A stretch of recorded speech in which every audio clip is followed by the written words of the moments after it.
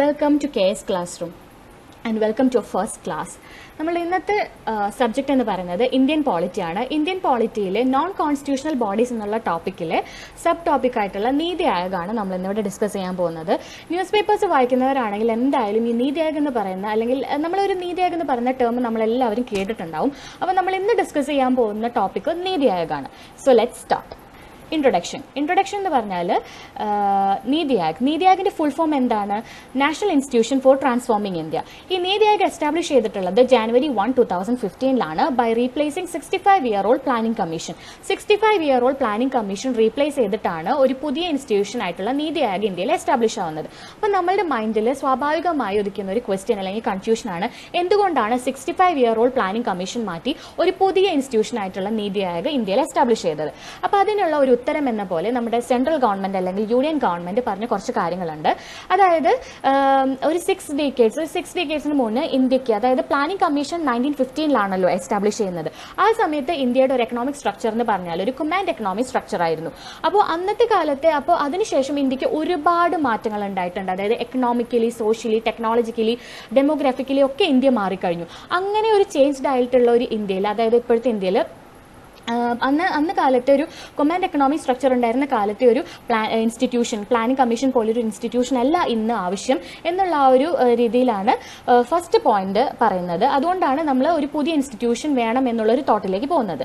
രണ്ടാമത്തെ ഒരു കാര്യം പറയുന്നത്, ഇന്ത്യയിലെ ജനങ്ങളുടെ ആഗ്രഹങ്ങൾക്കും ആവശ്യങ്ങൾക്കും നല്ല രീതിയിൽ സെർവ് ചെയ്യാൻ പറ്റിയ ഒരു ഇൻസ്റ്റിറ്റ്യൂഷൻ വേണം എന്നുള്ള ഒരു തോട്ടിൽ നിന്നും കൂടിയാണ് നീതി ആയോഗ് എസ്റ്റാബ്ലിഷ് ആയിട്ടുള്ളത്. മറ്റൊരു കാരണം എന്താണെന്ന് വെച്ചാൽ, നമ്മളുടെ മുൻ യൂണിയൻ ഫിനാൻസ് മിനിസ്റ്റർ ആയിട്ടുള്ള അരുൺ ജെയ്റ്റ്ലി പറഞ്ഞൊരു കാര്യമുണ്ട്. എന്താണെന്ന് വെച്ചാൽ, planning commission 65-year-old planning commission had become a redundant organisation. അതായത് ഇനി ഒരു ഉപയോഗശൂന്യമായൊരു പ്ലാനിംഗ് കമ്മീഷൻ, ഉപയോഗശൂന്യമായൊരു ഇൻസ്റ്റിറ്റ്യൂഷനായി മാറിക്കഴിഞ്ഞു പ്ലാനിംഗ് കമ്മീഷനാണ് അദ്ദേഹം പറഞ്ഞിരുന്നത്. അതെന്താണെന്ന് വെച്ചാൽ, അന്നത്തെ കാലത്ത്, അതായത് 1915 പ്ലാനിംഗ് കമ്മീഷൻ എസ്റ്റാബ്ലിഷ് ആവുന്ന സമയത്ത് നമ്മളുടെ ഇന്ത്യയുടെ എക്കണോമിക് സ്ട്രക്ചർ എന്ന് പറഞ്ഞാൽ ഒരു കമാൻഡ് എക്കണോമിക് സ്ട്രക്ചർ ആയിരുന്നു. പക്ഷേ ഇന്ന് അതല്ല. അപ്പോൾ ഇന്നത്തെ നമ്മളൊരു കറന്റ് സിറ്റുവേഷന് ആവശ്യമായിട്ടുള്ള ഒരു ഇൻസ്റ്റിറ്റ്യൂഷനാണ് നമുക്ക് വേണ്ടത്. അതുപോലെ തന്നെ ഇന്ത്യ എന്ന് പറയുന്നത് ഒരു ഡൈവേഴ്സിഫൈഡ് കൺട്രിയാണ്. അതുപോലെ ഓരോ സ്റ്റേറ്റ്സിനും അതിൻ്റേതായ ഒരു എക്കണോമിക് ഡെവലപ്മെന്റൽ ഫേസ് ആണുള്ളത്. അതിൻ്റേതായ സ്ട്രെങ്ത് ഉണ്ട്, വീക്ക്നെസ് ഉണ്ട്. അപ്പോൾ ഒരു വൺ സൈസ് ഫിറ്റ്സ് ഓൾ അപ്രോച്ചുള്ള ഒരു പ്ലാനിങ് ഇന്ത്യയിൽ കൊണ്ടുവന്നാൽ അതൊരിക്കലും ഒരു എഫക്റ്റീവ് നാഷണൽ ഡെവലപ്മെന്റൽ അച്ചീവ്മെന്റിന് നമ്മളെ സഹായിക്കില്ല. അതായത് കേരളത്തിന് അതിൻ്റേതായ ഒരു സ്ട്രെങ്ത് ഉണ്ട്, വീക്ക്നെസ് ഉണ്ട്. അതുപോലെ തമിഴ്നാടിനും അതിൻ്റേതായ ഒരു സ്ട്രെങ്ത് ഉണ്ട്, വീക്ക്നെസ് ഉണ്ട്. അപ്പോൾ ഓരോ സ്റ്റേറ്റിനും അവരുടേതായൊരു എക്കണോമിക് ഡെവലപ്മെന്റ് ആണ് ആവശ്യം. അപ്പോൾ നമ്മളിപ്പോൾ എല്ലാ സ്റ്റേറ്റ്സിനും ഒരുപോലെ one size fits all approach പോലുള്ള ഒരു എക്കണോമിക് പ്ലാൻ ആണ് കൊണ്ടുവരുന്നതെങ്കിൽ അതൊരിക്കലും നല്ല രീതിയിൽ എഫക്റ്റീവ് ആയിട്ടുള്ളൊരു പ്ലാൻ ആയിട്ട് മാറില്ല. അപ്പോൾ അങ്ങനെ ഒരു രീതിയിൽ പ്ലാനിംഗ് കമ്മീഷനേക്കാൾ ഉപരി വേറൊരു നല്ലൊരു ഇൻസ്റ്റിറ്റ്യൂഷൻ നമ്മുടെ എക്കണോമിക് പ്ലാനിംഗ് അല്ലെങ്കിൽ നമ്മുടെ നാഷണൽ ഡെവലപ്മെന്റ് പ്രോസസ്സിന് ആവശ്യമാണ് എന്നുള്ളൊരു തോട്ടിൽ നിന്നാണ് നീതി ആയോഗ് എസ്റ്റാബ്ലിഷ് ആവുന്നത്. ഓക്കെ, ഇനി ഈ നീതി ആയോഗ് ക്രിയേറ്റ് ചെയ്തിട്ടുള്ളത് ഒരു executive resolution of government of India ആണ്. അതായത് ഗവൺമെന്റ് ഓഫ് ഇന്ത്യയുടെ ഒരു എക്സിക്യൂട്ടീവ് റെസൊല്യൂഷൻ ആണ് നീതി ആയോഗ് ക്രിയേറ്റ് ചെയ്തിട്ടുള്ളത്. ആരാണ് നമ്മളുടെ നീതി ആയോഗിന്റെ ഗവൺമെന്റ് ഓഫ് ഇന്ത്യയുടെ എക്സിക്യൂട്ടീവ് റെസൊല്യൂഷൻ? യൂണിയൻ ക്യാബിനറ്റ് ആണ്. അപ്പോൾ നീതി ആയോഗിനെ ക്രിയേറ്റ് ചെയ്തിട്ടുള്ളത് യൂണിയൻ ക്യാബിനറ്റ് ആണ്. അതുകൊണ്ട് തന്നെ നമുക്ക് പറയാം, so it is neither a constitutional nor a statutory body. അതൊരു കോൺസ്റ്റിറ്റ്യൂഷണൽ ബോഡിയുമല്ല, ഒരു സ്റ്റാറ്റ്യൂട്ടറി ബോഡിയുമല്ല. അപ്പോൾ അത് എന്ത് ബോഡിയാണ്? In other words we can say it is a non constitutional body or a non statutory body. അപ്പോൾ ഈ കോൺസ്റ്റിറ്റ്യൂഷണൽ ബോഡി എന്ന് പറഞ്ഞാൽ എന്താ? കോൺസ്റ്റിറ്റ്യൂഷണൽ ബോഡി എന്ന് പറഞ്ഞാൽ കോൺസ്റ്റിറ്റ്യൂഷൻ ക്രിയേറ്റ് ചെയ്യുന്ന ഒരു ബോഡിയാണ് കോൺസ്റ്റിറ്റ്യൂഷണൽ ബോഡി. സ്റ്റാറ്റ്യൂട്ടറി ബോഡി എന്ന് പറഞ്ഞാൽ പാർലമെന്റിന്റെ ആക്ട് വഴി ഫോം ചെയ്യുന്ന ഒരു ബോഡിയാണ് സ്റ്റാറ്റ്യൂട്ടറി ബോഡി. ഓക്കെ, ഇനി അടുത്ത പോയിന്റ് വളരെ ഇമ്പോർട്ടന്റ് ആണ്. NITI Aayog is the premier policy of think tank of government of India, providing both directional and policy inputs while designing strategic and long term policies and programmes for the government of India. NITI Aayog also provides technical advice to the centre and states. അതായത് നീതി ആയോഗിന്റെ ഒരു premier policy അല്ലെങ്കിൽ prime policy എന്ന് പറയുന്നത് തന്നെ think tank of government of India ആണ്. അപ്പോൾ നമ്മൾ നീതി ആയോഗ് എവിടെയൊക്കെ കേട്ടിട്ടുണ്ടോ അവിടെയൊക്കെ നമ്മൾ തിങ്ക് ടാങ്ക് എന്ന് പറയുന്ന ടേമും കേട്ടിട്ടുണ്ടാവും. അപ്പോൾ ഈ തിങ്ക് ടാങ്ക് എന്നാൽ എന്താണ്? പലർക്കും അറിയില്ല ഈ തിങ്ക് ടാങ്കിന്റെ മീനിങ് എന്താണെന്ന്. തിങ്ക് ടാങ്ക് എന്ന് പറഞ്ഞാൽ a group of experts giving and advice and ideas.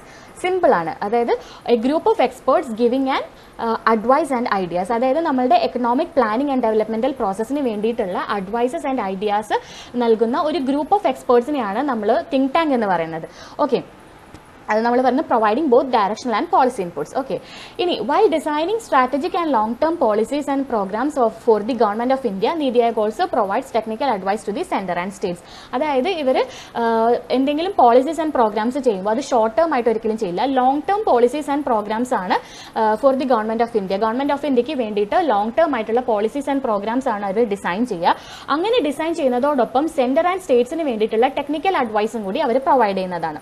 Okay, ഇനി അടുത്ത പോയിന്റ് എന്ന് പറയുന്നത് the centre to state one way flow of policy that was the hallmark of planning commission era is now sought to be replaced by a genuine and continuing partnership of states. അതായത് നമ്മൾ planning കമ്മീഷന്റെ കാലത്തുണ്ടായിരുന്നത് ഒരു centre to state one way flow of policy ആയിരുന്നു. അതായത് സെന്ററിൽ ആ plan നമ്മളെ ഡെവലപ്മെന്റൽ പ്രോസസ്സിന് ആവശ്യമായിട്ടുള്ള പ്ലാൻ ഫോർമുലേറ്റ് ചെയ്ത് അതിന്റെ ഫൈനൽ ആ പ്ലാനിന് ആവശ്യമായിട്ടുള്ള എല്ലാ ഫൈനൽ സ്റ്റേജും കഴിഞ്ഞിട്ടാണ് സ്റ്റേറ്റിലേക്ക് അത് കൊണ്ടുവരുന്നത്. അപ്പോൾ അതൊരു സെന്റർ ടു സ്റ്റേറ്റ് അല്ലെങ്കിൽ top down model flow of policy ആയിരുന്നു. ഓക്കെ, അതിൽ നിന്ന് വ്യത്യസ്തമായിട്ട് അത് റീപ്ലേസ് ചെയ്തുകൊണ്ട് സ്റ്റേറ്റ്സിന് ഒരു ജെന്യുവിൻ ആൻഡ് കണ്ടിന്യൂയിങ് പാർട്ട്ണർഷിപ്പ് കൊടുത്തിട്ടുള്ള ഒരു രീതിയാണ് ആര് നടത്തിയിട്ടുള്ളത്, നീതി ആയോഗ് നടത്തിയിട്ടുള്ളത്. Okay, next point, with emphasis on bottom-up approach to envisage on maximum governance, minimum government, echoing the spirit of cooperative federalism. അതായത് നീതി ആയോഗ് കൂടുതൽ ഇമ്പോർട്ടൻസ് കൊടുക്കുന്നത് ബോട്ടം അപ്പ് അപ്രോച്ചിനാണ്. അതായത് നേരെ തിരിച്ച് സ്റ്റേറ്റ് ടു സെന്റർ അങ്ങനെ ഒരു അപ്രോച്ചാണ് നീതി ആയോഗ് എടുക്കുന്നത്. അങ്ങനെ ഒരു ബോട്ടം അപ്പ് അപ്രോച്ച് എടുത്ത് നമ്മൾ മാക്സിമം, അതായത് നല്ല രീതിയിലുള്ള ഒരു ഗവേണൻസ് വിത്ത് മിനിമം ഗവൺമെന്റ്, നമ്മളൊരു കോപ്പറേറ്റീവ് ഫെഡറലിസം പ്രിൻസിപ്പിൾ ഉണ്ടാക്കാനാണ് നമ്മൾ ശ്രമിക്കുന്നത്, നീതി ആയോഗ് ശ്രമിക്കുന്നത്. അപ്പോൾ ഈ കോപ്പറേറ്റീവ് ഫെഡറലിസം എന്ന് പറഞ്ഞാൽ എന്താ? In order to achieve developmental goals, നമുക്ക് ഒരു നമ്മൾ ഉദ്ദേശിക്കുന്ന ഒരു ഡെവലപ്മെന്റൽ ഗോൾ അച്ചീവ് ചെയ്യാനായിട്ട് സെന്ററും സ്റ്റേറ്റും ലോക്കൽ ഗവൺമെന്റ്സും എല്ലാവരും ഒരുമിച്ച് കൂടി വർക്ക് ചെയ്യുന്ന ആ ഒരു പ്രോസസ്സിനെയാണ് നമ്മൾ എന്ത് പറയുന്നത്? കോപ്പറേറ്റീവ് ഫെഡറലിസം എന്ന് പറയുന്നത്. ഈ സെന്ററും സ്റ്റേറ്റും ലോക്കൽ ഗവൺമെന്റ്സും ഒരുമിച്ച് ആക്ട് ചെയ്യുന്ന ആ ഒരു പ്രോസസ്സിനെ പറയുന്നതാണ് എന്ത്? കോപ്പറേറ്റീവ് ഫെഡറലിസം എന്ന് പറയുന്നത്. ഓക്കെ, ഇനി നെക്സ്റ്റ് നമ്മൾ നേരത്തെ പറഞ്ഞു കഴിഞ്ഞതാണ്, എന്നാലും ഞാൻ ഒന്നും കൂടി വായിക്കാം. Union government has made the following observations to explain the reason for the replacing planning commission with the NITI Aayog. അപ്പോൾ എന്തുകൊണ്ടാണ് പ്ലാനിംഗ് കമ്മീഷൻ മാറ്റി നീതി ആയോഗിനെ കൊണ്ടുവന്നതെന്നുള്ള ഒരു യൂണിയൻ ഗവൺമെന്റിന്റെ ഒരു ഒബ്സർവേഷനാണ് ഈ രണ്ട് കാര്യങ്ങൾ പറയുന്നത്. അത് ഞാൻ നേരത്തെ പറഞ്ഞതാണ്. അതായത് 6 വർഷത്തിനിപ്പുറം ഇന്ത്യക്ക് ഒരു ടിപ്പിക്കൽ എക്സാമ്പിൾ ആവുന്നതക്ക വിധം ഒരുപാട് മാറ്റങ്ങൾ സംഭവിച്ചിട്ടുണ്ട്. അപ്പോൾ അതാണ് ഒരു കാര്യം. പിന്നെ ഇന്ത്യയുടെ ജനങ്ങൾക്ക് അവരുടെ ആഗ്രഹങ്ങൾക്കും ആവശ്യങ്ങൾക്കും വേണ്ടിയിട്ട് നല്ല രീതിയിൽ സേവിക്കാൻ വേണ്ടിയിട്ടുള്ള ഒരു ഇൻസ്റ്റിറ്റ്യൂഷൻ വേണം എന്നുള്ള തോട്ടിൽ നിന്നും കൂടിയാണ് എന്ത് വന്നത്? നീതി ആയോഗ് എസ്റ്റാബ്ലിഷ് ആയിട്ടുള്ളത്. അപ്പോൾ അടുത്ത point, the new institution will be a catalyst to the developmental process. അതായത് നമ്മുടെ ന്യൂ ഇൻസ്റ്റിറ്റ്യൂഷൻ ആയിട്ടുള്ള നീതി ആയോഗ് ഡെവലപ്മെന്റൽ പ്രോസസ്സിന് ഒരു കാറ്റലിസ്റ്റ് ആയിട്ടാണ് ആക്ട് ചെയ്യുന്നത്. കാറ്റലിസ്റ്റ് എന്ന് പറഞ്ഞാൽ ആ ഡെവലപ്മെന്റൽ പ്രോസസ്സിനെ സ്പീഡപ്പ് ചെയ്യാനുള്ള ഒരു ഇൻസ്റ്റിറ്റ്യൂഷൻ ആയിട്ടാണ് നീതി ആയോഗ് ആക്ട് ചെയ്യുന്നത്. ഈ നീതി ആയോഗ് എന്തിന്റെ ഫൗണ്ടേഷനിലാണ് ബിൽഡ് ചെയ്തിട്ടുള്ളത്? 3 കാര്യങ്ങളുടെ ഫൗണ്ടേഷനിലാണ് ഈ നീതി ആയോഗ് ബിൽഡ് ചെയ്തിട്ടുള്ളത്. അപ്പോൾ അതിലത്തെ ഫസ്റ്റത്തെ കാര്യം ഏതാണ്? ഫസ്റ്റത്തെ പോയിന്റ് ഏതാണ്? an empowered role of states as equal partners in national development, operationalizing the principle of cooperative federalism. അതായത് നമ്മുടെ നാഷണൽ ഡെവലപ്മെന്റിന് വേണ്ടിയിട്ടുള്ള പ്ലാനിങ്ങിൽ സ്റ്റേറ്റ്സിനെ ഈക്വൽ പാർട്ട്നേഴ്സ് ആക്കിയിട്ട് അവർക്ക് ഒരു എംപവേർഡ് റോൾ കൊടുത്തിട്ടാണ് നമ്മൾ ഈ നീതി ആയോഗ് എംപവേർഡ് റോളാണ് കൊടുത്തിട്ടുള്ളത്. അതുവഴി അവിടെ ഒരു കോപ്പറേറ്റീവ് ഫെഡറലിസം എന്ന പ്രിൻസിപ്പിളാണ് ഓപ്പറേഷണലൈസ് ചെയ്യുന്നത്, അതായത് നടത്തുന്നത്. കോപ്പറേറ്റീവ് ഫെഡറലിസം എന്നുള്ള ഒരു പ്രിൻസിപ്പിളാണ് അവരവിടെ ഓപ്പറേഷണലൈസ് ചെയ്യുന്നത്. അപ്പോൾ അതാണ് ഫസ്റ്റത്തെ പോയിന്റ് എന്ന് പറയുന്നത്. A knowledge hub of internal as well as external resources offering domain knowledge. ഒരു നോളജ് ഹബ് ക്രിയേറ്റ് ചെയ്യുക, ഇന്റേണൽ ആൻഡ് എക്സ്റ്റേണൽ റിസോഴ്സസിന് വേണ്ടിയിട്ടുള്ളൊരു നോളജ് ഹബ് ക്രിയേറ്റ് ചെയ്യുക. അതാണ് രണ്ടാമത്തെ പോയിന്റ്.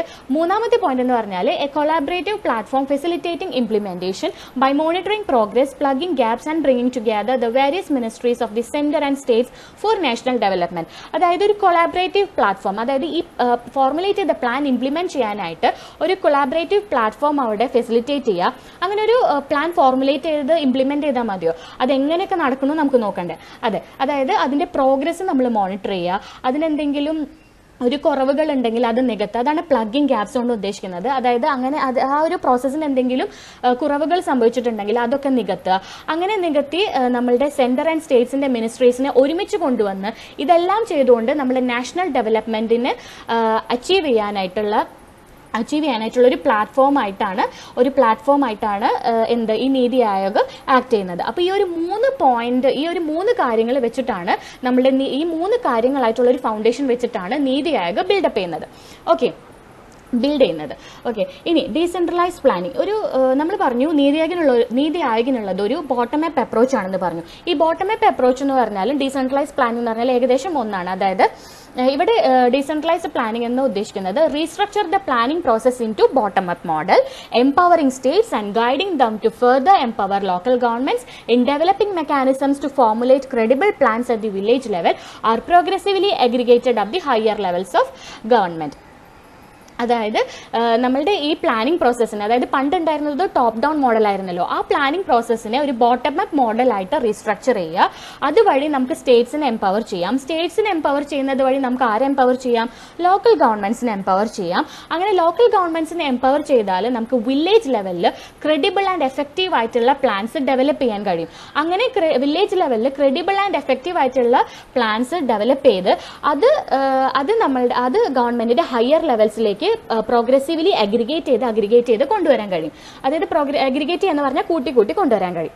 ഓക്കെ, അങ്ങനെയാണ് അങ്ങനെ കൂട്ടിക്കൊണ്ട് വന്ന് അത് അങ്ങനെ പതിയെ കൂട്ടി നമ്മൾ സ്റ്റേറ്റ്സിലേക്ക് എത്തി. ആ സ്റ്റേറ്റ്സിൽ നിന്ന് നമ്മൾ സെന്ററിലേക്ക് കൊണ്ട് ചെന്നെത്തിച്ച് അത് നമ്മളുടെ ഒരു നാഷണൽ ഡെവലപ്മെന്റിന് നമ്മളുടെ ഡെവലപ്മെന്റൽ പ്രോസസ്സിന് ആവശ്യമായിട്ടുള്ളൊരു പ്ലാനിംഗ് ആക്കി മാറ്റുക. ഇതാണ് ഡീസെൻട്രലൈസ്ഡ് പ്ലാനിംഗ് കൊണ്ട് ഉദ്ദേശിക്കുന്നത്. അതായത് പ്ലാനിംഗ് വില്ലേജ് ലെവലിലാണ് നമ്മൾ ഫോർമുലേറ്റ് ചെയ്യുന്നത് അല്ലെങ്കിൽ ഡെവലപ്പ് ചെയ്യുന്നത്. ഓക്കെ, ഇനി ഇമ്പോർട്ടൻസ് ഓഫ് നീതി ആയോഗ് ഞാൻ പറഞ്ഞിട്ടുള്ളതാണ്. ഇത് നമ്മുടെ മുൻ യൂണിയൻ മിനിസ്റ്റർ ആയിട്ടുള്ള അരുൺ ജെയ്റ്റ്ലി സർ പറഞ്ഞിട്ടുള്ള കുറച്ച് കാര്യങ്ങളാണ്. അത് തന്നെയാണ് നീതി ആയോഗ് എന്തുകൊണ്ട് എസ്റ്റാബ്ലിഷ് ചെയ്തു എന്നുള്ള ഒരു കാരണം പറയുന്നത്. ഓക്കെ, ഇനി അതെന്താണെന്ന് വെച്ചാൽ the 65-year-old planning commission had become a redundant organisation. അതായത് ഒരു ഉപയോഗശൂന്യമായ ഒരു ഓർഗനൈസേഷനായി മാറിക്കഴിഞ്ഞു. It was relevant in a command economic structure but not any longer. അതായത് ഈ ഒരു പ്ലാനിംഗ് കമ്മീഷൻ ഇന്ത്യയിലെ അന്നത്തെ കൊമാൻഡ് എക്കണോമിക് സ്ട്രക്ചറിന് റെലവെന്റ് ആയിരുന്നു, പക്ഷേ ഇന്ന് അതല്ല. Okay, India is a diversified country and it states are in various phases of economic development along with their own strengths and weakness. അതായത് ഇന്ത്യ ഒരു ഡൈവേഴ്സിഫൈഡ് കൺട്രിയാണ്. അതുപോലെ തന്നെ അതിന്റെ ഓരോ സ്റ്റേറ്റ്സും ഓരോ ഘട്ടത്തിലുള്ള എക്കണോമിക് ഡെവലപ്മെന്റിലാണ്. എല്ലാ സ്റ്റേറ്റ്സും ഒരേ ഡെവലപ്മെന്റിലുള്ള ഘട്ടത്തിലല്ല. അപ്പോൾ ഒരു one size fits all approach എല്ലാ സ്റ്റേറ്റ്സിനും കൊടുത്താൽ അതൊരു എഫക്റ്റീവ് ആയിട്ടുള്ള ഒരു നാഷണൽ ഡെവലപ്മെന്റിനെ സഹായിക്കില്ല. ഓക്കെ, അതാണ് ഇവിടെ പറയുന്നത്. അപ്പോൾ ഒരു വൺ സൈസ് ഫിറ്റ്സ് ഓൾ അപ്രോച്ചുള്ള എക്കണോമിക് പ്ലാനിംഗ് എന്ന് പറയുന്നത് അത് ഒരു ഔട്ട്ഡേറ്റഡ് ആയിട്ടുള്ള ഒരു കാര്യമാണ്. അങ്ങനെ ഒരു one size fits all approach നമ്മൾ അഡാപ്റ്റ് ചെയ്യുകയാണെങ്കിൽ അത് ഇന്ത്യനെ ഒരു ഗ്ലോബൽ എക്കണോമിയിൽ ഇന്ത്യനെ ഒരു കോമ്പറ്റേറ്റീവ് ആയിട്ട് നിർത്താൻ സഹായിക്കില്ല. ഇനി അടുത്തെന്ന് പറയുന്നത് കോമ്പോസിഷൻ ആണ്. നീതി ആയോഗിൽ ആരെല്ലാം ഇൻക്ലൂഡഡ് ആണെന്നുള്ളതാണ് കോമ്പോസിഷൻ. അതിൽ ഫസ്റ്റ് ഇൻക്ലൂഡഡ് ആയിട്ടുള്ള മെയിൻ പേഴ്സൺ എന്ന് പറയുന്നത് ചെയർപേഴ്സൺ ആണ്. അത് പ്രൈം മിനിസ്റ്റർ ഓഫ് ഇന്ത്യ ആണ്. അടുത്തത് ഗവേണിംഗ് കൗൺസിൽ ആണ്. ഗവേണിംഗ് കൗൺസിലിലെ എല്ലാ സ്റ്റേറ്റ്സിലെയും ചീഫ് മിനിസ്റ്റേഴ്സും ഡൽഹി, പുതുച്ചേരി പോലെയുള്ള യൂണിയൻ ടെറിട്ടറീസിലെ ചീഫ് മിനിസ്റ്റേഴ്സും ബാക്കിയുള്ള യൂണിയൻ ടെറിട്ടറീസിലെ ലഫ്റ്റനന്റ് ഗവർണേഴ്സ് ആണ് ഇൻക്ലൂഡഡ് ആയിട്ടുള്ളത്. റീജിയണൽ കൗൺസിൽസ് എന്ന് പറയുമ്പോൾ അതൊരു ആസ് പെർ നീഡ്, നമ്മുടെ നീഡിനനുസരിച്ചിട്ട് ക്രിയേറ്റ് ആവുന്ന നമ്മുടെ ആവശ്യം ഉണ്ടെങ്കിൽ ക്രിയേറ്റ് ആവുന്ന ഒരു കൗൺസിലാണ് റീജിയണൽ കൗൺസിൽ എന്ന് പറയുന്നത്. അപ്പോൾ ഈ റീജിയണൽ കൗൺസിൽ ഉണ്ടെങ്കിൽ അതിൽ ഇൻക്ലൂഡ് ആവുന്നത് സ്റ്റേറ്റ്സിലെ എല്ലാ ചീഫ് മിനിസ്റ്റേഴ്സും യൂണിയൻ ടെറിട്ടറീസിലെ ലഫ്റ്റനന്റ് ഗവർണേഴ്സും ആണ് അതിൽ ഇൻക്ലൂഡഡ് ആവുന്നത്. ഇവരെല്ലാം ചെയർ ചെയ്യുന്നത് നീതി ആയോഗിന്റെ ചെയർപേഴ്സൺ ആണ്, അല്ലെങ്കിൽ അദ്ദേഹത്തിന്റെ നോമിനിയാണ്. ഓക്കെ, ഇനി അടുത്തത് സ്പെഷ്യൽ ഇൻവിറ്റേഴ്സ് ആണ്. അതിൽ ആരൊക്കെയാണ്? Expert, specialist and practitioners with relevant domain knowledge. അതായത് ഈ പ്ലാനിംഗ് ആൻഡ് ഡെവലപ്മെന്റൽ പ്രോസസ്സിൽ എക്സ്പേർട്സ് ആയിട്ടുള്ള, സ്പെഷ്യലിസ്റ്റ് ആയിട്ടുള്ള, പ്രാക്ടിക്കൽ നോളജ് ഉള്ള എത്രയൊക്കെ എക്സ്പേർട്സ് ഉണ്ടോ അത്രയും പേരെ നമുക്ക് ഈ സ്പെഷ്യൽ ഇൻവിറ്റേഴ്സിൽ നമുക്ക് ഇൻക്ലൂഡ് ചെയ്യിപ്പിക്കാം. മാക്സിമം നമ്പർ അങ്ങനെയൊന്നുമില്ല, ഇന്ന നമ്പറേ പാടുള്ളൂ അങ്ങനെയൊന്നുമില്ല. എത്ര വേണമെങ്കിലും നമുക്ക് എത്ര വേണമെങ്കിലുള്ള എക്സ്പേർട്സിനെയും സ്പെഷ്യലിസ്റ്റിനെയും ഇത് ഫുൾ ടൈം ഓർഗനൈസേഷണൽ ഫ്രെയിംവർക്ക് ആണ്. അതിൽ ചെയർപേഴ്സൺ ആയിട്ടുള്ളതും പ്രൈം മിനിസ്റ്റർ തന്നെയാണ്. അടുത്തത് വൈസ് ചെയർപേഴ്സൺ ആണ്. ഈ വൈസ് ചെയർപേഴ്സണെ അപ്പോയിന്റ് ചെയ്യുന്നത് പ്രൈം മിനിസ്റ്റർ ആണ്. അദ്ദേഹത്തിന് ഒരു ക്യാബിനറ്റ് മിനിസ്റ്ററിന്റെ റാങ്ക് ആണ് നമുക്ക് റാങ്ക് ആണ് ഉള്ളത്. ഇനി മെമ്പേഴ്സ് ഉണ്ട്. മെമ്പേഴ്സ് പാർട്ട് ടൈം മെമ്പേഴ്സ് ഉണ്ട്, ഫുൾ ടൈം മെമ്പേഴ്സ് ഉണ്ട്, പാർട്ട് ടൈം മെമ്പേഴ്സ് ഉണ്ട്. ഫുൾ ടൈം മെമ്പേഴ്സിന് ഒരു സ്റ്റേറ്റിന്റെ മിനിസ്റ്ററിന്റെ റാങ്ക് ആണ് വഹിക്കുന്നത്. പാർട്ട് ടൈം മെമ്പേഴ്സ് ആണെങ്കിൽ maximum 2 members part time members ആയിട്ട് പാടുള്ളൂ. ആ 2 മെമ്പേഴ്സ് എക്സ് ഒഫീഷ്യോ കപ്പാസിറ്റി ഉള്ള മെമ്പേഴ്സ് ആവണം. എക്സ് ഒഫീഷ്യോ കപ്പാസിറ്റി ഉള്ള മെമ്പേഴ്സ് അത് ഏതെങ്കിലും ലീഡിംഗ് യൂണിവേഴ്സിറ്റീസിൽ നിന്നോ അല്ലെങ്കിൽ റിസർച്ച് ഓർഗനൈസേഷൻസിൽ നിന്നോ അല്ലെങ്കിൽ ഏതെങ്കിലും അതർ റെലവെന്റ് ഇൻസ്റ്റിറ്റ്യൂഷൻസിൽ നിന്നുള്ള ആളുകളാവാം. മാക്സിമം 2 ആളെ പാടുള്ളൂ. എക്സ് ഒഫീഷ്യോ കപ്പാസിറ്റി ഉള്ള 2 ആളുകളെ പാടുള്ളൂ. ഇനി ഈ പാർട്ട് ടൈം മെമ്പേഴ്സ് ഒരു റൊട്ടേഷണൽ ബേസിസിലായിരിക്കും ഉണ്ടാവുന്നത്. Okay, ex officio members. അടുത്തത് ex officio members. 4 members, maximum of 4 മെമ്പേഴ്സേ പാടുള്ളൂ. ആ 4 മെമ്പേഴ്സ് യൂണിയൻ കൗൺസിൽ ഓഫ് മിനിസ്റ്റേഴ്സിൽ നിന്നാണ് നമ്മൾ നോമിനേറ്റ് ചെയ്യുന്നത്. അത് നോമിനേറ്റ് ചെയ്യുന്നത് ആരാണ്? ഇവരെ നോമിനേറ്റ് ചെയ്യുന്നത് പ്രൈം മിനിസ്റ്റർ ആണ്. ഓക്കെ, ഇനി എന്താണ് ഈ എക്സ് ഒഫീഷ്യോ മെമ്പേഴ്സ് എന്ന് പറഞ്ഞാൽ? എക്സ് ഒഫീഷ്യോ മെമ്പേഴ്സ് എന്ന് പറഞ്ഞാൽ for example national human rights കമ്മീഷനിലെ ചെയർമാൻ. ഓക്കെ, ആ ഒരു അതൊരു ഭയങ്കര reputed and highly reputed post ആണ്. അങ്ങനെ ഒരു ഹൈലി റെപ്യൂട്ടഡ് പോസ്റ്റ് ഉള്ള ഒരു നാഷണൽ ഹ്യൂമൻ റൈറ്റ്സ് കമ്മീഷന്റെ ചെയർമാനെ വേറെ ഏതെങ്കിലും ഓർഗനൈസേഷനിൽ ഒരു മെമ്പറായിട്ട് പോസ്റ്റ് ചെയ്യുമ്പോൾ ആ ഒരു ആളെ നമ്മളൊരു എക്സ് ഒഫീഷ്യോ മെമ്പർ എന്നാണ് പറയാം. ഓക്കെ, ഇനി അടുത്തത് ചീഫ് എക്സിക്യൂട്ടീവ് ഓഫീസറാണ്. ചീഫ് എക്സിക്യൂട്ടീവ് ഓഫീസർ എന്ന് പറഞ്ഞാൽ സിഇഒ. ഈ സിഇഒനെ അപ്പോയിന്റ് ചെയ്യുന്നത് പ്രൈം മിനിസ്റ്റർ ആണ്. അദ്ദേഹത്തിന് ഒരു ഫിക്സഡ് ടെന്യൂർ എന്ന് പറഞ്ഞാൽ കാലാവധി, ഒരു ഫിക്സഡ് കാലാവധിയിലാണ് അപ്പോയിന്റ് ചെയ്യുന്നത്. അതുപോലെ തന്നെ അദ്ദേഹം ഗവൺമെന്റ് ഓഫ് ഇന്ത്യയുടെ സെക്രട്ടറി എന്നുള്ള റാങ്കിലാണ് ഇരിക്കുന്നത്. അദ്ദേഹത്തിന് ഗവൺമെന്റ് ഓഫ് ഇന്ത്യയുടെ സെക്രട്ടറി റാങ്ക് ആണ് ഉള്ളത്. ഓക്കെ, ഇനി അടുത്തത് secretariat as deemed as necessary എന്ന് പറയുന്നുണ്ടെങ്കിലും മോസ്റ്റ്ലി ഒരു സീനിയർ IAS ഓഫീസർ ആയിരിക്കും സെക്രട്ടേറിയറ്റ് ഉണ്ടാവുക. പിന്നെ ഇത് ഞാൻ ഈ കോമ്പോസിഷൻ കുറച്ചും കൂടി എളുപ്പത്തിൽ മനസ്സിലാവാൻ വേണ്ടിയിട്ട് ഒരു ഫ്ലോ ചാർട്ട് പോലെ നിങ്ങൾക്ക് മനസ്സിലാവാൻ വേണ്ടി വരച്ചതാണ്. നിങ്ങൾക്കിത് ഈസിലി മനസ്സിലാവാൻ വേണ്ടിയിട്ട് വരച്ചതാണ്. നിങ്ങൾക്കത് ചെക്ക് ചെയ്യാം. അടുത്തത് സ്പെഷ്യലൈസ്ഡ് വിങ്സ് ആണ്. നീതി ആയോഗിന് 3 സ്പെഷ്യലൈസ്ഡ് വിങ്സ് ആണുള്ളത്. അതായത് ഏതൊക്കെയാണ് 3 specialised wings? Research wing, consultancy wing, team India wing. Okay, ഇനി എന്താണ് ഈ റിസർച്ച് വിങ് കൊണ്ട് ഉദ്ദേശിക്കുന്നത്? അതായത് നമ്മുടെ ഇൻഹൗസ് സെക്ടോറൽ എക്സ്പെർട്ടൈസിനെ ഡെഡിക്കേറ്റഡ് ആയിട്ടുള്ള തിങ്ക് ടാങ്കിലെ ടോപ്പ് നോച്ച് ഡൊമൈൻ എക്സ്പേർട്സും സ്പെഷ്യലിസ്റ്റും സ്കോളേഴ്സ് ആക്കി ഡെവലപ്പ് ചെയ്യാനുള്ള ഒരു ഫംഗ്ഷനാണ് ആർക്കുള്ളത്? റിസർച്ച് വിങ്ങിനുള്ളത്. ഓക്കെ, ഇനി കൺസൾട്ടൻസി വിങ് എന്താണ്? Its aim is to provide a market place of expertise and provide necessary funding wherever required. അതായത് സെൻട്രൽ ആൻഡ് സ്റ്റേറ്റ് ഗവൺമെന്റിന് അവർക്ക് ആവശ്യമായിട്ടുള്ള റിക്വയർമെന്റ്സും സൊല്യൂഷൻ പ്രൊവൈഡേഴ്സ് പബ്ലിക് ആൻഡ് പ്രൈവറ്റിൽ നിന്നും അവർക്ക് പ്രൈവറ്റിൽ നിന്നും ഷെയർ ചെയ്ത്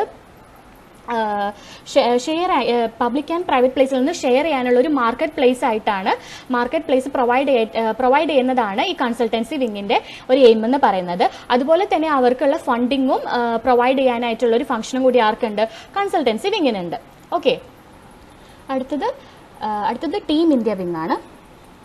ടീം ഇന്ത്യ വിങ്ങിൽ എല്ലാ സ്റ്റേറ്റ്സിലെയും മിനിസ്ട്രീസിലെയും റെപ്രസെൻറ്റേറ്റീവ്സ് ഉണ്ടാവും.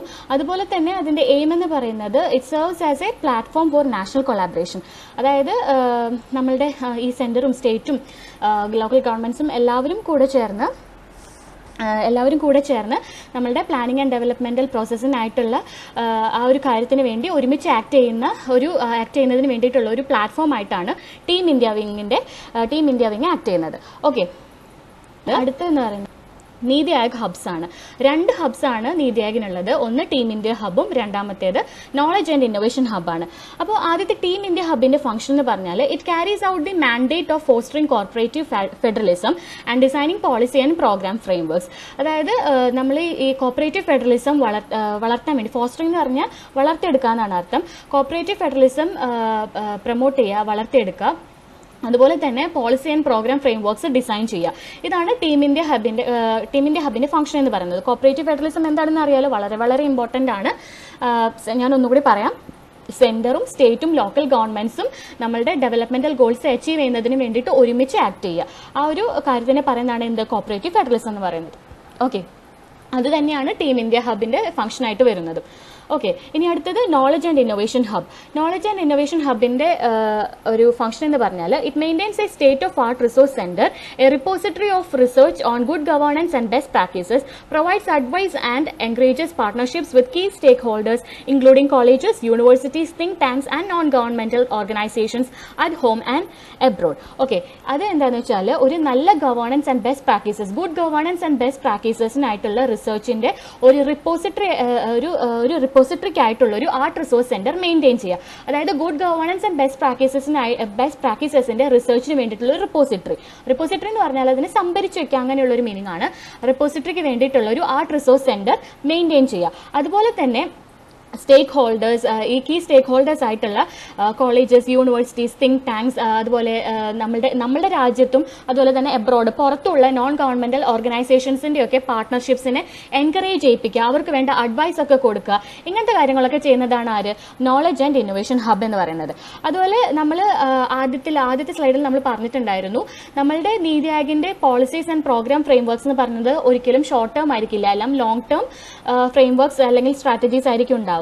അപ്പോൾ അതിന്റെ ഒരു എക്സാമ്പിൾ ആണ് ഇവിടെ പറയുന്നത്. 3-year action. The Niti Aayog plan to come out with 3 documents: 3-year action agenda, 7-year medium-term strategy paper and 15-year vision document. Okay, അടുത്തത് എന്താണെന്ന് വെച്ചാൽ ഇത് വളരെ വളരെ ഇമ്പോർട്ടൻ്റ് ആണ്, ഒബ്ജക്റ്റീവ്സ് ഓഫ് നീതി ആയോഗ്. ഓക്കെ, അത് to evolve a first point എന്ന് പറയുന്നത് to evolve a shared vision with involvement of states. അതായത് നമ്മളുടെ പ്ലാനിംഗ് ആൻഡ് ഡെവലപ്മെന്റൽ പ്രോസസ്സിന് സ്റ്റേറ്റ്സിന്റെ ഇൻവോൾവ്മെന്റ് മാക്സിമം ആക്കുക, അതാണ് ഇവിടെ പറയുന്നത്. സെക്കൻഡ് പോയിന്റ് എന്ന് പറയുന്നത് to foster cooperative federalism, that is active involvement of states. Same തന്നെ, അതായത് കോപ്പറേറ്റീവ് ഫെഡറലിസം നമ്മളവിടെ വളർത്തിയെടുക്കുക, അതായത് നമ്മളുടെ സ്റ്റേറ്റ്സിന്റെ ഇൻവോൾവ്മെന്റ് മാക്സിമം ആക്റ്റീവ് ആക്കാൻ ശ്രമിക്കുക. തേർഡ് പോയിന്റ് എന്ന് പറയുന്നത് to formulate credible plans at the village level, aggregating progressively at higher levels of government. അതായത് വില്ലേജ് ലെവലിൽ ക്രെഡിബിൾ ആയിട്ടുള്ള എഫക്റ്റീവ് ആയിട്ടുള്ള പ്ലാൻസ് ഫോർമുലേറ്റ് ചെയ്ത് അത് ഗവൺമെന്റിന്റെ ഹയർ ലെവൽസിലേക്ക് പ്രോഗ്രസീവ്ലി അഗ്രിഗേറ്റ് ചെയ്ത് കൊണ്ടുപോവുക. നെക്സ്റ്റ് ഫോർത്ത് പോയിന്റ് എന്ന് പറയുന്നത് special attention to sections at risk of not benefiting adequately from economic progress. അതായത് നമ്മൾ ഈ പ്ലാനിംഗ് ആൻഡ് ഡെവലപ്മെന്റൽ പ്രോസസ്സ് ചെയ്യുന്നതിലൂടെ, എക്കണോമിക് ചെയ്യുന്നതിലൂടെ നമ്മളുടെ രാജ്യത്തെ എല്ലാ ഭാഗത്തേക്കും ഈ എക്കണോമിക് പ്രോഗ്രസ് എത്തണം എന്നില്ല. അപ്പോൾ ഈ എക്കണോമിക് പ്രോഗ്രസ് എത്താത്ത സെക്ഷൻസിലേക്ക് ഒരു സ്പെഷ്യൽ അറ്റൻഷൻ കൊണ്ടുവരാൻ കഴിയാം. അതാണ് ഫോർത്ത് പോയിന്റ് പറയുന്നത്. ഇനി ഫിഫ്ത്ത് പോയിന്റ് എന്ന് പറയുന്നത് to ensure an economic policy that incorporates national security interest. അതായത് നമ്മളുടെ ഈ ഒരു പ്ലാൻ അല്ലെങ്കിൽ ഒരു എക്കണോമിക് പോളിസി ഫോർമുലേറ്റ് ചെയ്യുമ്പോൾ അതിൽ നാഷണൽ സെക്യൂരിറ്റി ഇൻട്രസ്റ്റും കൂടി ഇൻകോർപ്പറേറ്റ് ചെയ്ത് അല്ലെങ്കിൽ ഇൻക്ലൂഡ് ചെയ്ത് കൊണ്ടുവരാൻ ശ്രമിക്കാം. ഓക്കെ, ഇനി സിക്സ് പോയിന്റ് എന്ന് പറയുന്നത് to design strategic and long term policy and programme frameworks and initiatives and monitor their progress and give feedback for constant innovative improvements. അതായത് നമ്മൾ എന്താ പറയുക, സ്ട്രാറ്റജിക് എന്ന് പറഞ്ഞാൽ തന്ത്രപരമായ, നമ്മൾ long term strategic and long term ആയിട്ടുള്ള policy and programme frameworks design ചെയ്യുക. അതുപോലെ വെറുതെ ഡിസൈൻ ചെയ്താൽ പോരാ, അതിന്റെ പ്രോഗ്രസ് നമ്മൾ മോണിറ്റർ ചെയ്യുക. അതുപോലെ തന്നെ കോൺസ്റ്റന്റ് ആയിട്ടുള്ള ഇന്നോവേറ്റീവ് ഇംപ്രൂവ്മെന്റ്സിന് ഫീഡ്ബാക്കും കൂടി കൊടുക്കുക.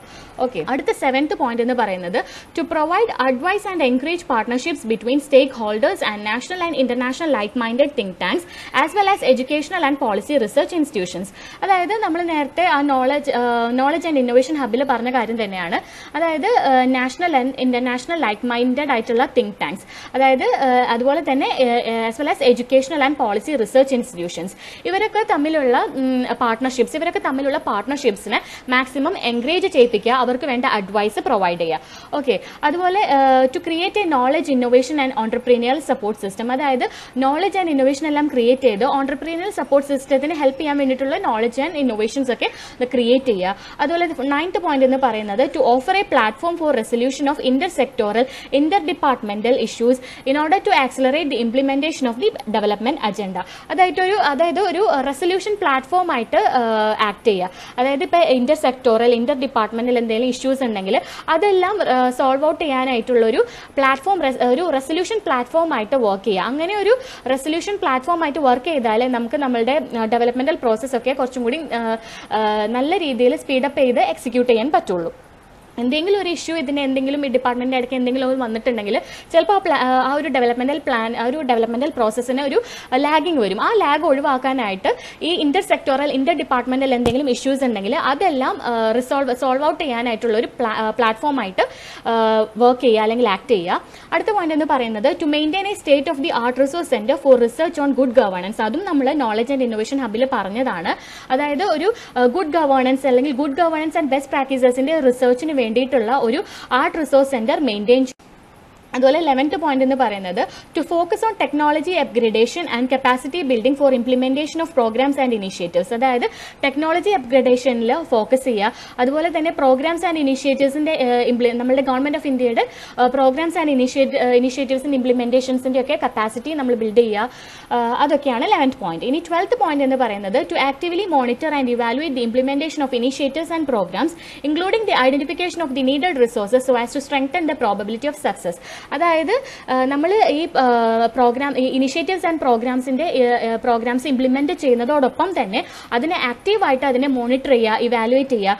അതുപോലെ ഇനി അതിനായിട്ടുള്ള എന്തെങ്കിലും ഒരു നീഡഡ് റിസോഴ്സസ് ഐഡന്റിഫൈ ചെയ്യുകയാണെങ്കിൽ അതിനെയും കൂടി നമ്മൾ സ്ട്രെങ്തൻ ചെയ്യാനായിട്ട് നോക്കുക. So as to including the identification of the needed resources so as to strengthen the probability of success. അതായത് നമ്മളുടെ ആ ഒരു ഡെവലപ്മെന്റൽ ഗോൾ അച്ചീവ് ചെയ്യാനായിട്ട് എന്തെങ്കിലും ആവശ്യമായിട്ടുള്ള റിസോഴ്സസ് ഉണ്ടെങ്കിൽ അതും കൂടി ഐഡന്റിഫൈ ചെയ്യുക.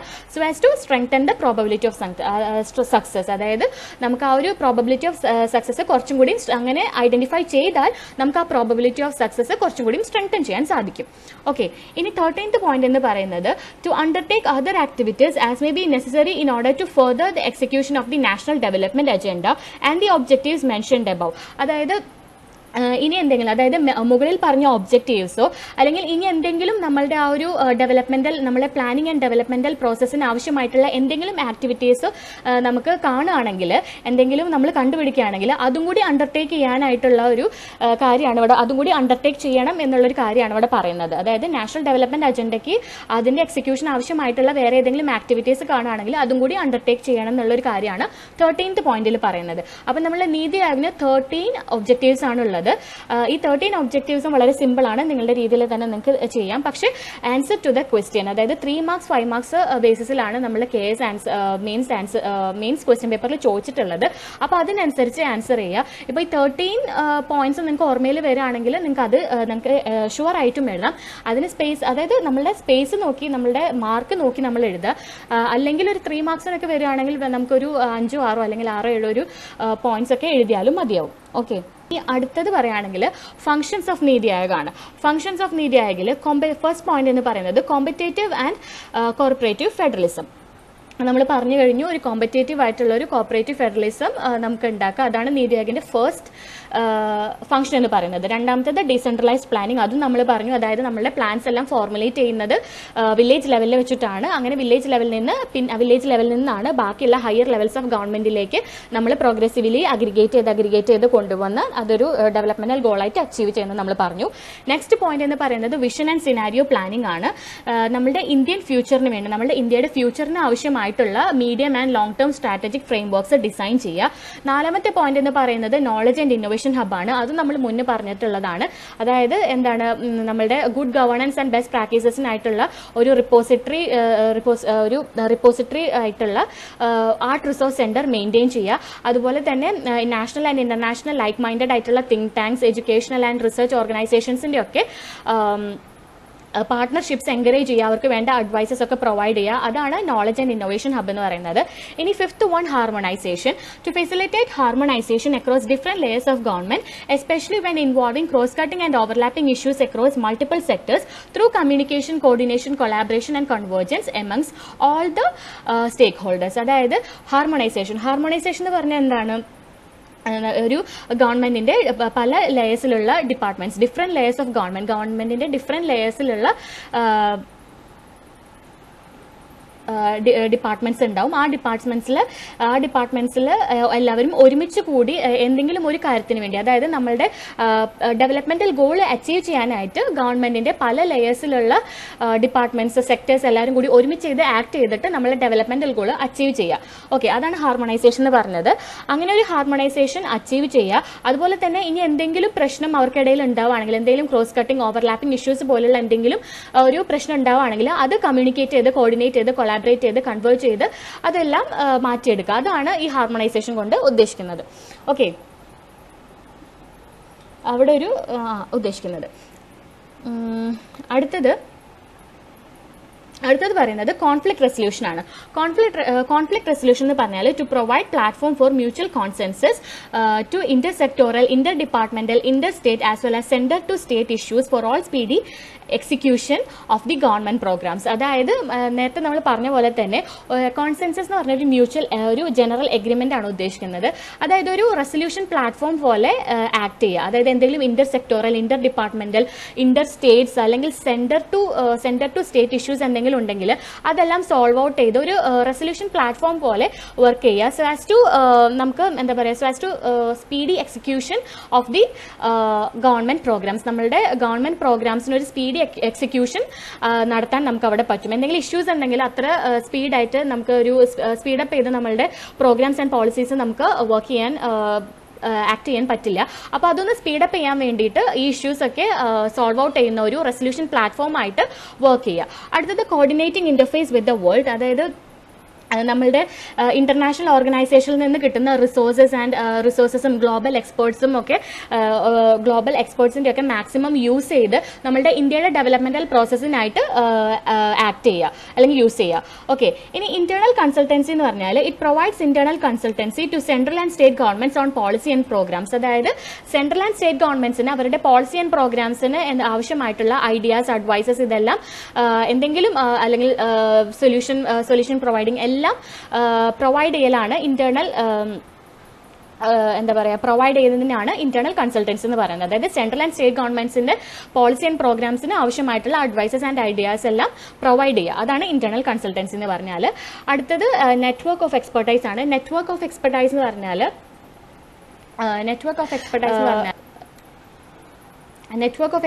പറഞ്ഞാൽ പല ഭാഗത്തും നമ്മുടെ നാഷണൽ ആൻഡ് ഇന്റർനാഷണൽ ലെവലിൽ നിന്നുള്ള എക്സ്പേർട്സിനെയും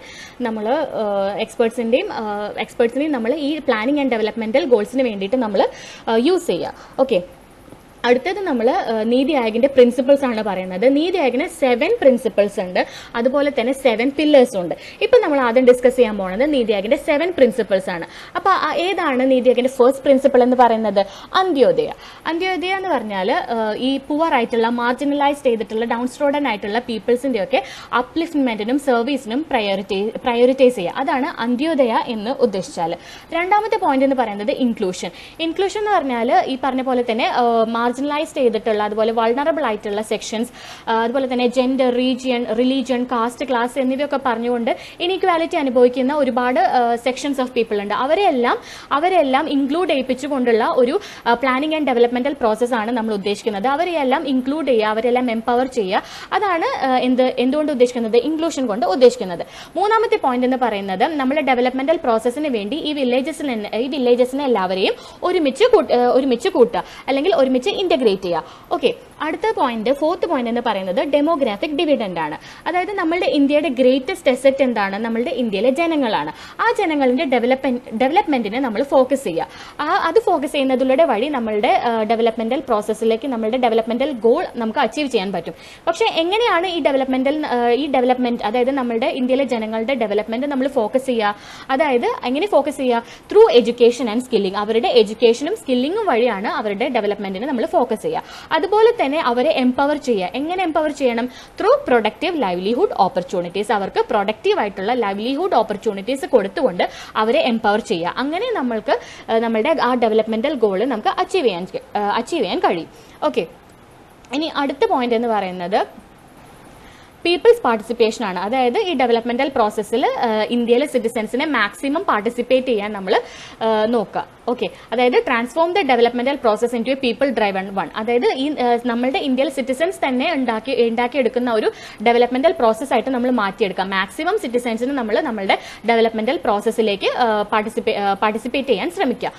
നെക്സ്റ്റ് പോയിന്റ് എന്ന് പറയുന്നത് ഗവേണൻസ് ആണ്. Nurture and open, transparent, accountable, provocative and purposeful style of governance. അതായത് ഒരു ഓപ്പൺ, ട്രാൻസ്പെറന്റ്, അക്കൗണ്ടബിൾ, പ്രൊവാക്റ്റീവ്, അതുപോലെ പർപ്പസ്ഫുൾ സ്റ്റൈൽ ഓഫ് ഗവേണൻസ് ആയിട്ടുള്ള ഒരു ഭരണമാക്കിയിട്ട് അതിനെ വളർത്തിയെടുക്കുക. ഒരു ട്രാൻസ്പെറന്റ്, ഓപ്പൺ, അക്കൗണ്ടബിൾ ഒക്കെ ആയിട്ടുള്ള ഒരു ഗവേണൻസ് ഭരണമാക്കിയിട്ട് നമ്മൾ വളർത്തിയെടുക്കുക. ഓക്കെ, ഇനി നെക്സ്റ്റ് പോയിന്റ് എന്ന് പറയുന്നത് സസ്റ്റൈനബിലിറ്റി ആണ്. നമ്മളുടെ ഈ ഡെവലപ്മെന്റ്, അതായത് ഈ planning and developmental process build ചെയ്തിരിക്കുന്നത് ancient tradition of respect for environment. ഈ ഒരു ancient tradition of respect for എൻവയോൺമെന്റിലാണ് നമ്മളുടെ പ്ലാനിംഗ് ആൻഡ് ഡെവലപ്മെന്റൽ പ്രോസസ്സ് നമ്മൾ ബിൽഡ് ചെയ്തിട്ടുള്ളത്. അങ്ങനെ ബിൽഡ് ചെയ്യുന്ന സമയത്ത് തന്നെ നമ്മൾ സസ്റ്റൈനബിലിറ്റി മെയിൻറ്റെയിൻ ചെയ്യാനും ശ്രമിക്കുക. ഓക്കെ, ഈ planning and developmental process build ചെയ്യുന്നത് ancient tradition of respect for environment ഒക്കെ കണക്കാക്കിയിട്ടാണ്, കൺസിഡർ ചെയ്തിട്ടാണ്. അങ്ങനെ കൺസിഡർ ചെയ്യുമ്പോൾ നമ്മളുടെ ഈ സസ്റ്റൈനബിലിറ്റി മെയിൻറ്റെയിൻ ചെയ്യുക. ഓക്കെ, അടുത്ത ടോപ്പിക് എന്ന് പറയുന്നത് പില്ലേഴ്സ് ഓഫ് നീതി ആയോഗ് ആണ്. അപ്പം നമ്മൾ എന്ത് പറഞ്ഞു, നീതി ആയോഗിന് സെവൻ പ്രിൻസിപ്പിൾസ് ഉണ്ട്, അതുപോലെ തന്നെ 7 പില്ലേഴ്സ് ഉണ്ട്. അപ്പോൾ അടുത്ത നമ്മൾ പില്ലേഴ്സ് ആണ് പറയുന്നത്. അപ്പോൾ ഫസ്റ്റ് പില്ലർ എന്ന് പറയുന്നത് പ്രോ പീപ്പിൾ ആണ്. It is an agenda that fulfils the aspirations of the society as well as individuals. അതായത് നമ്മളുടെ ഓരോ സമൂഹത്തിന്റെയും അതുപോലെ തന്നെ വ്യക്തികളുടെയും ആഗ്രഹങ്ങളെ നിറവേറ്റുന്നതായിരിക്കണം നമ്മളുടെ നാഷണൽ ഡെവലപ്മെന്റ് അജണ്ട എന്ന് പറയുന്നത്. അതുപോലെ പ്രൊആക്റ്റീവ് എന്ന് പറഞ്ഞാൽ നമ്മളുടെ സിറ്റിസൻസിന്റെ ആവശ്യങ്ങൾക്ക് റെസ്പോണ്ട് ചെയ്യും വേണം, അവർക്കൊരു പ്രതീക്ഷ നൽകുന്നതും ആയിരിക്കണം. ഓക്കെ, തേർഡ് പോയിന്റ് എന്ന് പറയുന്നത് പാർട്ടിസിപ്പേറ്റീവ്. അതായത് നമ്മളുടെ ഇന്ത്യൻ സിറ്റിസൻസിന്റെ മാക്സിമം പാർട്ടിസിപ്പേഷൻ നമ്മളുടെ ഡെവലപ്മെന്റൽ പ്രോസസ്സിൽ കൊണ്ടുവരാം.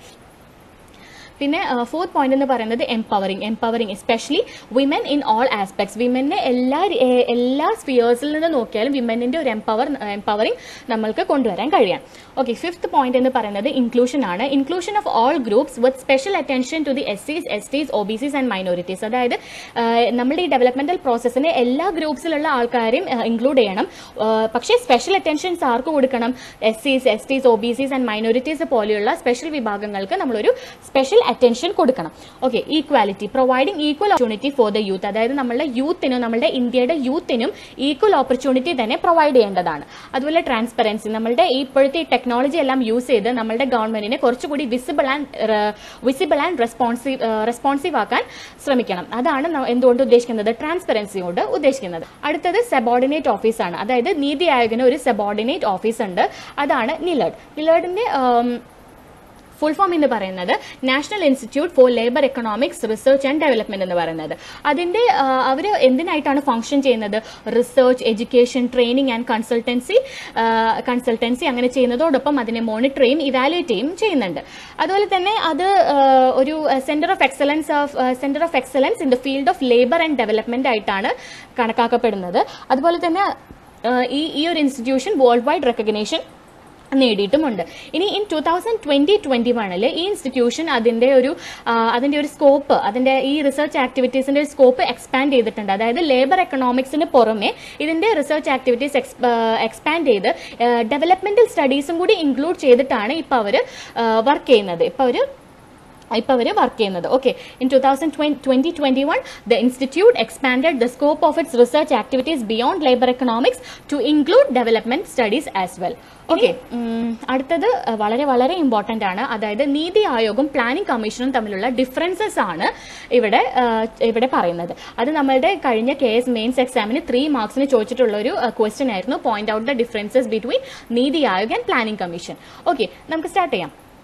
ഇനി നീതി ആയോഗ് എന്ന് പറഞ്ഞാൽ it serves as an advisory think tank. അതായത് നമ്മൾ പറഞ്ഞല്ലോ അഡ്വൈസറി തിങ്ക് ടാങ്ക് ആയിട്ടാണ് നീതി ആയോഗ് ആക്ട് ചെയ്യുന്നത്.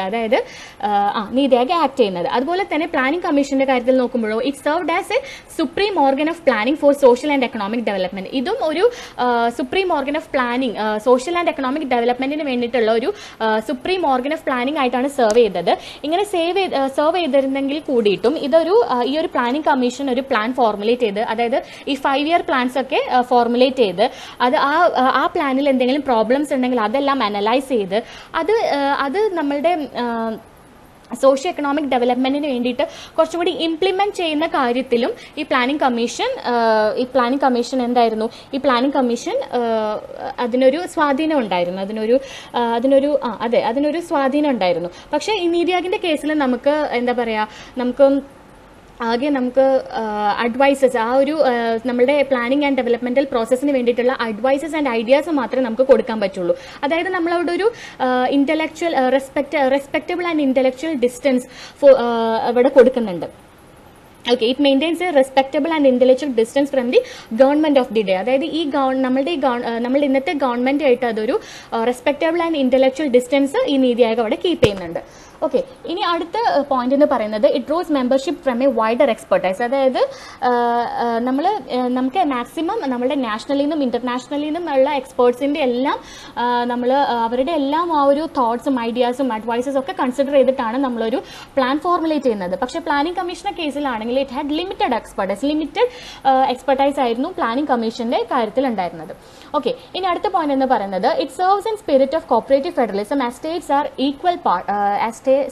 Equal partners. അതായത് നമ്മളൊരു പ്ലാൻ ഫോർമുലേറ്റ് ചെയ്യുമ്പോൾ നമ്മൾ സ്റ്റേറ്റ്സിനും ഈക്വൽ പാർട്ട്നേഴ്സ് ആക്കിയിട്ട് അവരെയും കൂടി കൂട്ടിയിട്ടാണ് നമ്മൾ ആ ഒരു പ്ലാൻ ഫോർമുലേറ്റ് ചെയ്യുന്നതും അത് പിന്നെ അതിലേക്ക് വേണ്ട എല്ലാ കാര്യങ്ങളും ഫൈനൽ സ്റ്റേജ് വരെ ആ സ്റ്റേറ്റ്സിന്റെ ഒരു പാർട്ട്ണർഷിപ്പ് നമുക്ക് കാണാൻ സാധിക്കും. അതായത് ഒരു കോപ്പറേറ്റീവ് ഫെഡറലിസം എന്ന പ്രിൻസിപ്പിളാണ് അവരിവിടെ ഫോളോ ചെയ്യുന്നത്. ആര് ഫോളോ ചെയ്യുന്നത്? നീതി ആയോഗ് ഫോളോ ചെയ്യുന്നത്. പക്ഷെ പ്ലാനിംഗ് കമ്മീഷന്റെ കേസിലാണെങ്കിലോ the state governments were not represented. That is a wholly centre constituted body. അതായത് അതായത് പ്ലാനിംഗ് കമ്മീഷൻ തീരെ സ്റ്റേറ്റ് ഗവൺമെന്റ്സിനെ റെപ്രസെന്റ് ചെയ്തിരുന്നില്ല. അതായത് അവർ പ്ലാനൊക്കെ ഫോർമുലേറ്റ് ചെയ്ത് ഫൈനൽ സ്റ്റേജ് എല്ലാം കഴിഞ്ഞിട്ടാണ് ആ ഒരു പോളിസി സ്റ്റേറ്റിലേക്ക് കൊണ്ടുവന്നിരുന്നത്. അപ്പൊ എന്ത് തന്നെ നമുക്ക് പറയാം, ഈ ഒരു പ്ലാനിംഗ് കമ്മീഷൻ കംപ്ലീറ്റ്ലി അല്ലെങ്കിൽ ഫുള്ളി ഒരു സെന്റർ കോൺസ്റ്റിറ്റ്യൂട്ടഡ് ബോഡി തന്നെയായിരുന്നു. ഓക്കെ, നെക്സ്റ്റ് പോയിന്റ് എന്ന് പറയുന്നത് secretaries to be known as CEO appointed by PM. അതായത് നീതി ആയോഗിൽ സെക്രട്ടറീസിനെ പറഞ്ഞിരുന്നത് CEO, ചീഫ് എക്സിക്യൂട്ടീവ് ഓഫീസറിനായിരുന്നു. ഇനി ഈ ചീഫ് എക്സിക്യൂട്ടീവ് ഓഫീസറിനെ അപ്പോയിന്റ് ചെയ്തിരുന്നത് പ്രൈം മിനിസ്റ്റർ ആയിരുന്നു. പ്ലാനിംഗ് കമ്മീഷന്റെ കേസസിൽ ഈ സെക്രട്ടറീസിനെ അപ്പോയിന്റ് ചെയ്തത് സാധാരണ ഒരു യൂഷ്വൽ പ്രോസസ്സ് വഴിയാണ് സെക്രട്ടറീസിനെ അപ്പോയിന്റ് ചെയ്തിരുന്നത്. ഇനി നീതി ആയോഗ് ഫോക്കസ് ചെയ്തിട്ടുണ്ടായിരുന്നത് ബോട്ടം അപ്പ് അപ്രോച്ച് പ്ലാനിംഗിലായിരുന്നു. അതായത് സ്റ്റേറ്റ് ടു സെന്റർ പ്ലാനിംഗ് ആയിരുന്നു ആർക്കുണ്ടായിരുന്നത്? നീതി ആയോഗിന് ഉണ്ടായിരുന്നത്. പ്ലാനിംഗ് കമ്മീഷൻ ഉണ്ടായിരുന്നത് ഒരു ടോപ്പ് ഡൗൺ മോഡലായിരുന്നു. ഓക്കെ, ഇനി നെക്സ്റ്റ് പറയുന്നത് it does not possess the power to impose policies. അതായത് നീതി ആയോഗിന് പോളിസീസ് എല്ലാം ഇമ്പോസ് ചെയ്യാനായിട്ടുള്ള ഒരു പവർ നീതി ആയോഗിന് ഉണ്ടായിരുന്നില്ല. ഓഫ് കോഴ്സ് ആ ഒരു പോളിസിക്ക് ഒരു പോളിസി ഫോർമുലേറ്റ് ചെയ്യാനും അതിനുവേണ്ട അഡ്വൈസും ഐഡിയാസും കാര്യങ്ങളും എല്ലാം കൊടുക്കാനുള്ള ഒരു പവർ ആർക്കുണ്ട്? നീതി ആയോഗിനുണ്ട്. പക്ഷെ അത് ആ ഒരു ഐഡിയാസും പോളിസീസ് എല്ലാം എടുക്കണോ വേണ്ടയോ ഇംപ്ലിമെന്റ് ചെയ്യണോ എന്നൊക്കെ തീരുമാനിക്കുന്നത് സെന്റർ ആൻഡ് സ്റ്റേറ്റ് ഗവൺമെന്റ്സിന്റെ കയ്യിലാണ് ഇരിക്കുന്നത്. അതുകൊണ്ടാണ് നീതി ആയോഗിന് ഒരു അഡ്വൈസറി ബോഡി മാത്രമാണെന്ന് പറയാനുള്ളൊരു കാര്യം. അതായത് ആ പോളിസിനെ ഫോർമുലേറ്റ് ചെയ്യാം, അതിനുവേണ്ട അഡ്വൈസേഴ്സ് ഐഡിയാസ് എല്ലാം കൊടുക്കാം. പക്ഷെ ആ ഒരു പോളിസി ആൻഡ് പ്രോഗ്രാം അത് എടുക്കണോ, അത് ഇംപ്ലിമെന്റ് ചെയ്യണോ എന്നെല്ലാം ആർക്കാണ്? അതെല്ലാം വെസ്റ്റ് ചെയ്തിരിക്കുന്നത് ആരുടെ കയ്യിലാണ്? സെന്റർ ആൻഡ് സ്റ്റേറ്റ് ഗവൺമെന്റ്സിന്റെ കയ്യിലാണ്. പ്ലാനിംഗ് കമ്മീഷന്റെ കേസസിലാണെങ്കിൽ it impose policies on states and allocated funds with projects it approve. അതായത് ഈ സ്റ്റേറ്റ്സിന്റെ മുകളിൽ ഈ പോളിസീസ് എല്ലാം ഇമ്പോസ് ചെയ്യാനുള്ള അധികാരം ആർക്കുണ്ടായിരുന്നു? പ്ലാനിംഗ് കമ്മീഷൻ ഉണ്ടായിരുന്നു. അതുപോലെ തന്നെ ഈ പോളിസിക്ക് ആവശ്യമായിട്ടുള്ള, അതായത് ഈ പോളിസി കൊണ്ടുണ്ടാവുന്ന പ്രൊജക്ട്സിന് ആവശ്യമായിട്ടുള്ള ഫണ്ട്സ് അലൊക്കേറ്റ് ചെയ്യാനുള്ള അധികാരം കൂടി പ്ലാനിംഗ് കമ്മീഷൻ ഉണ്ടായിരുന്നു. അതുപോലെ തന്നെ അടുത്ത പോയിന്റ് എന്ന് പറയുന്നത് it does not have powers to allocate funds which are vested in finance minister. അതായത് നീതി ആയോഗിന് പോളിസി ക്രിയേറ്റ് ചെയ്യാം, പോളിസി ഫോർമുലേറ്റ് ചെയ്യാം, അതിന് വേണ്ട ഐഡിയാസ് അഡ്വൈസസ് ഒക്കെ കൊടുക്കാം. പക്ഷേ ആ ഒരു പോളിസി ഇംപ്ലിമെന്റ് ചെയ്യാനായിട്ടുള്ള ഫണ്ട്സ് അലൊക്കേറ്റ് ചെയ്യാനുള്ള പവർ നീതി ആയോഗിന് ഉണ്ടായിരുന്നില്ല. ആ പവർ ആർക്കായിരുന്നു? ഫിനാൻസ് മിനിസ്റ്ററിനുള്ള പവറാണ് ഈ പോളിസീസിന് അല്ലെങ്കിൽ ഈ പ്രോജക്ട്സിന് ആവശ്യമുള്ള ഫണ്ട്സ് അലൊക്കേറ്റ് ചെയ്യോ വേണ്ടയോ എന്നുള്ള ഒരു പവർ ആരുടെ കയ്യിലാണ്? ഫിനാൻസ് മിനിസ്റ്ററിന്റെ കയ്യിലാണ് in the case of NITI Aayog. ഇനി പ്ലാനിംഗ് കമ്മീഷൻ ആണെങ്കിൽ ഇത് സ്റ്റേറ്റ് ഗവൺമെന്റ്സിനും മിനിസ്ട്രീസിനും ആ പോളിസിക്ക് ആവശ്യമായിട്ടുള്ള ഫണ്ട്സ് അലൊക്കേറ്റ് ചെയ്യാനുള്ള പവർ ആർക്കുണ്ടായിരുന്നു? പ്ലാനിംഗ് കമ്മീഷൻ ഉണ്ടായിരുന്നു. ഇനി അടുത്ത പോയിന്റ് എന്ന് പറയുന്നത് consulting would be done while the policy is being formulated. അതായത് നീതി ആയോഗ് എന്തെങ്കിലും ഒരു പ്ലാൻ ക്രിയേറ്റ് ചെയ്യുമ്പോൾ തന്നെ, ഒരു പോളിസി അല്ലെങ്കിൽ പ്ലാൻ ഫോർമുലേറ്റ് ചെയ്യുമ്പോൾ തന്നെ നമ്മൾ സ്റ്റേറ്റ്സിനെ ഈക്വൽ പാർട്ട്നേഴ്സ് ആയിട്ട്, അതായത് സ്റ്റേറ്റ്സിന് ഒരു എംപവേർഡ് റോൾ തന്നെ കൊടുത്തിട്ടാണ്, ഈക്വൽ പാർട്ട്നേഴ്സ് ആയിട്ടാണ് അവിടെ കൺസൾട്ട് ചെയ്യുന്നത്, ആ ഒരു പ്ലാൻ കൺസൾട്ട് ചെയ്യുന്നത്.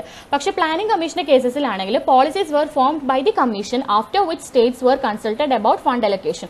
അതായത് പോളിസീസ് എല്ലാം ഫോം ചെയ്ത് എല്ലാം കഴിഞ്ഞിട്ടാണ് പ്ലാനിംഗ് കമ്മീഷൻ സ്റ്റേറ്റ്സിനെ അറിയിക്കുന്നത് തന്നെ. എല്ലാം പ്ലാൻ ക്രിയേറ്റ് ചെയ്ത് പ്ലാൻ ഫോർമുലേറ്റ് ചെയ്ത് അതിന്റെ ഫൈനൽ സ്റ്റേജ് എല്ലാം കഴിഞ്ഞിട്ടാണ് സ്റ്റേറ്റ്സിനെ ഈ കാര്യം അറിയിക്കുന്നത് തന്നെ.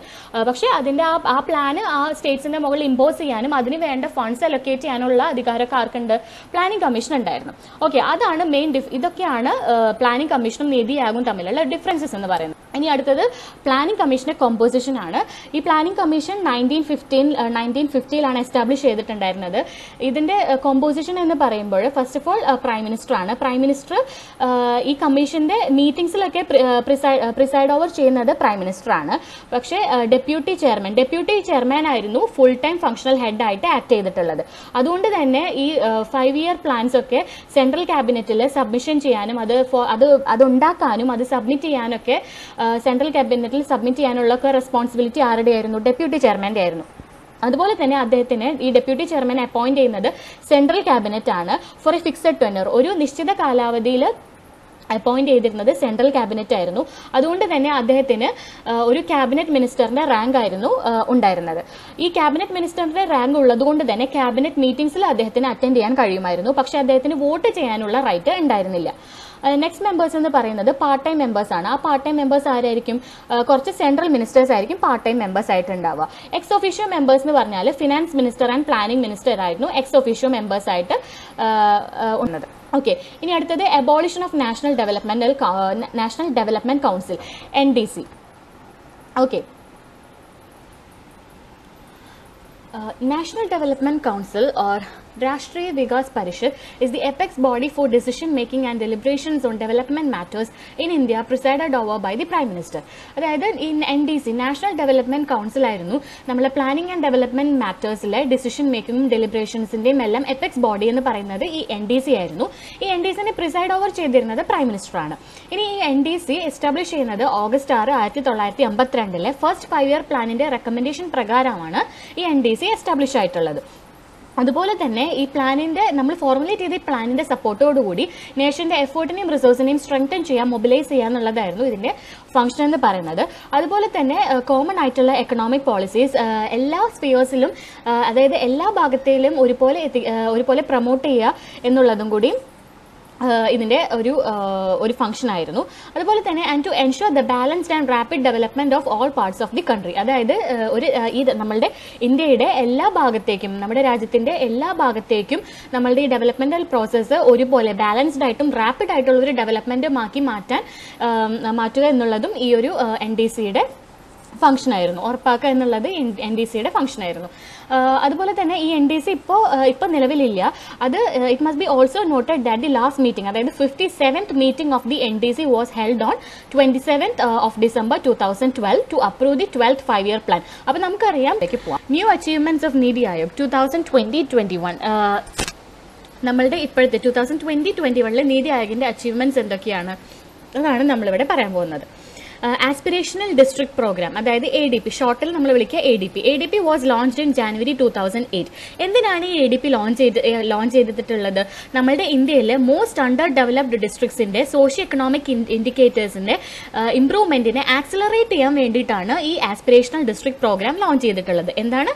നമ്മളുടെ രാജ്യത്തെ മോസ്റ്റ്ലി അണ്ടർ ഡെവലപ്ഡ് ആയിട്ടുള്ള ഡിസ്ട്രിക്ട്സിന്റെ സോഷ്യോ എക്കണോമിക് ഇൻഡിക്കേറ്റേഴ്സിന്റെ ഇംപ്രൂവ്മെന്റ്സിനെ ആക്സിലറേറ്റ് ചെയ്യാൻ വേണ്ടിയിട്ടാണ് January 2018 ADP ലോഞ്ച് ചെയ്തത്. അതുകൊണ്ട് കറന്റ്ലി ഈ പ്രോഗ്രാം ഇന്ത്യയുടെ 739 ഡിസ്ട്രിക്ട്സ് ഉള്ള ഇന്ത്യയിലെ 112 ഡിസ്ട്രിക്ട്സിൽ ഈ പ്രോഗ്രാം ഓൾറെഡി ഇംപ്ലിമെന്റഡ് ആയി കഴിഞ്ഞു. അതിൽ including 35 left wing extremism affected regions. Okay, അടുത്തത് അഗ്രികൾച്ചറൽ റിഫോംസ് ആണ്. നമുക്ക് റീസെന്റ് ആയിട്ട് നമ്മൾ കണ്ടിട്ടുണ്ട് കർഷക സമരം എന്നൊക്കെ പറഞ്ഞിട്ട് ഭയങ്കര പ്രക്ഷോഭങ്ങൾ ഇതൊക്കെ കണ്ടിട്ടുണ്ട്. അത് ഈ 3 അഗ്രികൾച്ചറൽ ആക്ട്സ് ഗവൺമെന്റ് പാസ്സാക്കിയ ഈ 3 അഗ്രികൾച്ചറൽ ആക്ട്സ് പാസ്സാക്കിയതിന്റെ ഭാഗമായിട്ടാണ് ആ ഒരു കർഷക സമരങ്ങളൊക്കെ ഉണ്ടായിട്ടുള്ളത്. അപ്പൊ അത് ഏതാണ് ഈ 3 അഗ്രികൾച്ചറൽ ആക്ട്സ് എന്ന് നമുക്ക് നോക്കാം. So recent the government of India passed 3 acts with an aim to reform agriculture in India, namely first one, Farmer Farmers Produce Trade and Commerce in bracket Promotion and Facilitation Act 2020. The second one is the Farmers in bracket Empowerment and Protection Agreement on Price Assurance and Farm Services Act 2020. Third one, the Essential Commodities Amendment Act 2020. ഇതാണ് agricultural reforms ആയിട്ട് 2020-21 നടന്നിട്ടുള്ളത്. അടുത്തത് education reforms ആണ്. National education policy 2020 കൊണ്ടുവന്നിട്ടുണ്ട്. അതുപോലെ fourth reform എന്ന് പറയുന്നത് health sector reforms ആണ്. Development of public health and manage cadre, telemedicine guide lines, vision 2035, public health surveillance India. ഇതൊക്കെയാണ് ഹെൽത്ത് സെക്ടർ റിഫോംസിൽ കൊണ്ടുവന്നിട്ടുള്ള മാറ്റങ്ങൾ. അതുപോലെ തന്നെ പ്രീവിയസ് ക്വസ്റ്റ്യൻസ് എന്ന് പറഞ്ഞാൽ കഴിഞ്ഞ KS മെയിൻസ് എക്സാമിന് നീതി ആയോഗുമായി ബന്ധപ്പെട്ട് ചോദിച്ചിട്ടുള്ള മെയിൻസിലെ രണ്ട് ക്വസ്റ്റ്യൻസ് ആണ് ഇവിടെ കൊടുത്തിട്ടുള്ളത്. ഫസ്റ്റ് ക്വസ്റ്റ്യൻ എന്ന് പറയുന്നത് point out the differences between planning commission and Niti Aayog നമുക്കറിയാം. അതുപോലെ തന്നെ രണ്ടാമത്തത് enumerate the arguments and objectives on the establishment of നീതി Aayog as a policy think tank of government of India. രണ്ടും 3 മാർക്സിന്റെ ക്വസ്റ്റ്യൻസ് ആണ്. അപ്പോൾ ഒബ്ജക്റ്റീവ്സ് കാര്യങ്ങൾ, ആർഗ്യുമെന്റ്സ് കാര്യങ്ങൾ ഇതെല്ലാം നമ്മൾ പറഞ്ഞതാണ്. എന്താണ് 13 ഒബ്ജക്റ്റീവ്സ്, സംതിങ് അബൌട്ട് 13 ഒബ്ജക്റ്റീവ്സ് ആണ് നീതി ആയോഗിനൊക്കെ ഉള്ളത്. അപ്പോൾ ഈ രണ്ട് ക്വസ്റ്റ്യൻസ് ആണ് നമ്മളുടെ കഴിഞ്ഞ KS മെയിൻസ് എക്സാമിന് ചോദിച്ചിട്ടുള്ളത്. ഓക്കെ, അപ്പോൾ ഇതോടുകൂടി നമ്മുടെ നീതി ആയോഗിൻ്റെ ക്ലാസ് ഇവിടെ കഴിയാണ്. എന്തെങ്കിലും മിസ്റ്റേക്സോ എന്തെങ്കിലും നിങ്ങൾക്ക് ഡൗട്ട് കമൻറ്റ് ചെയ്യാം. എന്തെങ്കിലും മിസ്റ്റേക്സ് ഉണ്ടെങ്കിൽ ക്ഷമിക്കണം, കാരണം ഇതെൻ്റെ ഫസ്റ്റ് ക്ലാസ് ആണ്. നിങ്ങൾ മാക്സിമം സപ്പോർട്ട് ചെയ്യുക, നിങ്ങളുടെ മാക്സിമം സപ്പോർട്ട് ചെയ്യുക, സബ്സ്ക്രൈബ് ചെയ്യുക, ബെല്ലൈക്കൺ ക്ലിക്ക് ചെയ്യുക. ഓക്കെ, അപ്പോൾ നമ്മളുടെ ഈ നീതി ആയോഗിൻ്റെ ക്ലാസ് ഇവിടെ കഴിയാണ്. Thank you.